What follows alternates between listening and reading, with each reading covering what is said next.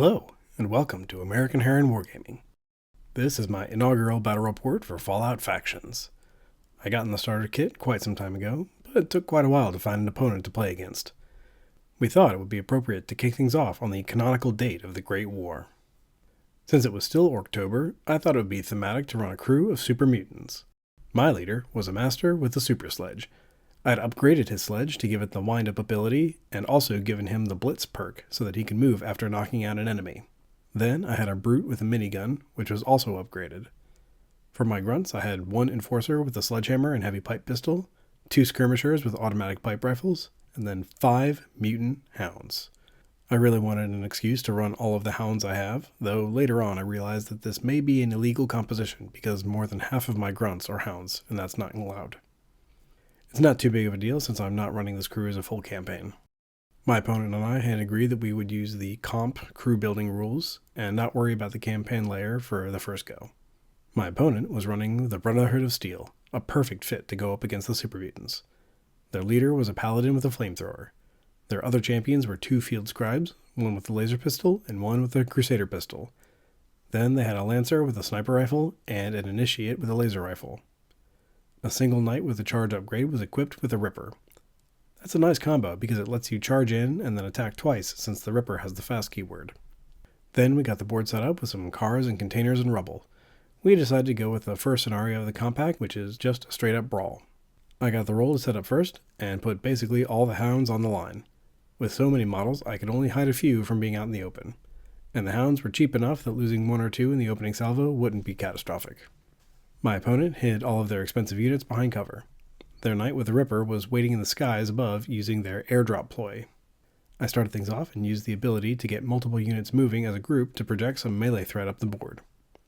This did not work out so well, as the paladin walked up and absolutely barbecued a skirmisher and a hound.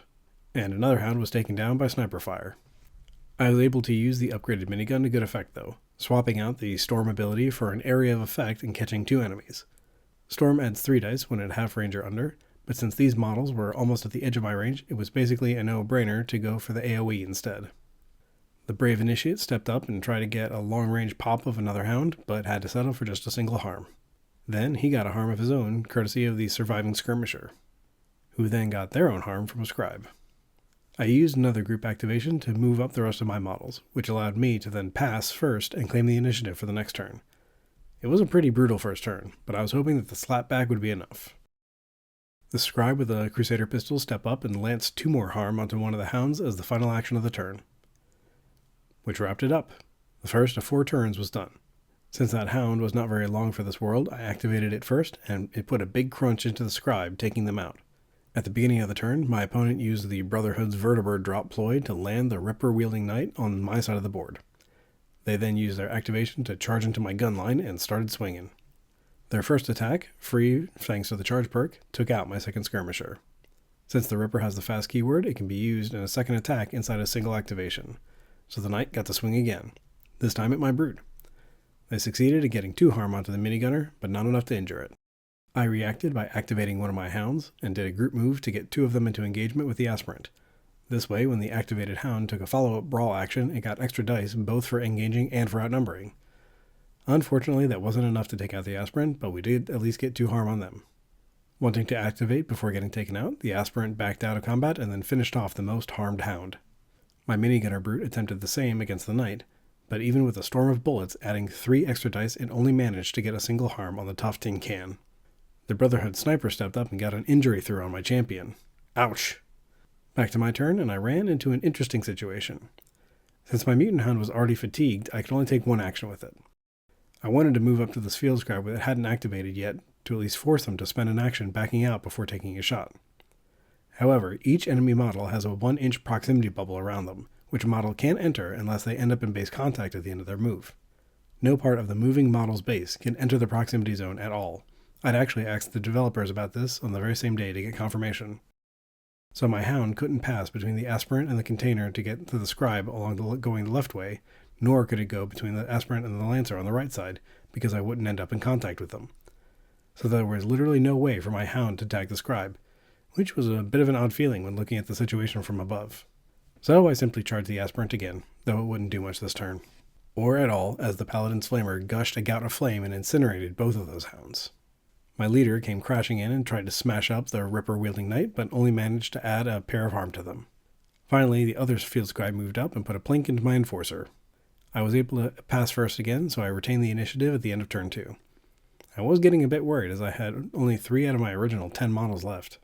In my first activation though, my master was able to finish off the knight, so that bought me some breathing room.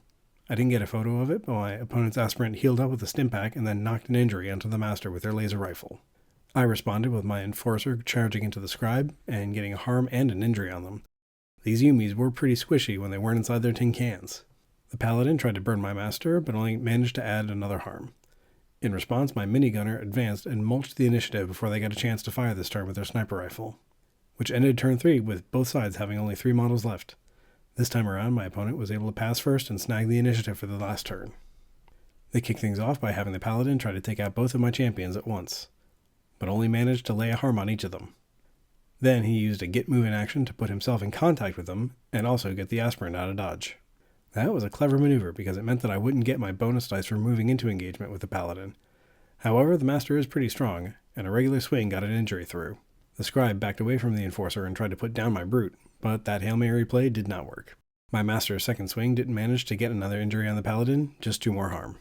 The aspirant tried to finish off the brute, but it failed, allowing him to move up and turn the scribe into paste. And this brought the game to a close. 4 turns down, and plenty of blood spilled. The Brotherhood had lost their knight, both field scribes, and the initiate. Despite losing 5 hounds and 2 mutant skirmishers, my total forces lost were worth quite a bit less than the Brotherhood's. The knight alone cost more than all the hounds. It was a shame that we didn't get to see which of the 2 leaders was going to prevail. We'll just have to see next time. That was a wrap from my first game of Fallout Factions. One thing that stood out playing through it is that the game actually moves really quickly. We got set up, played out the full scenario, and got packed up in under 2 hours, which was especially impressive considering that it was our first ever game and we were constantly having to double check which special weapon effects did what. The dice pool system works pretty smoothly as well, with harm and the other advantages providing extra dice.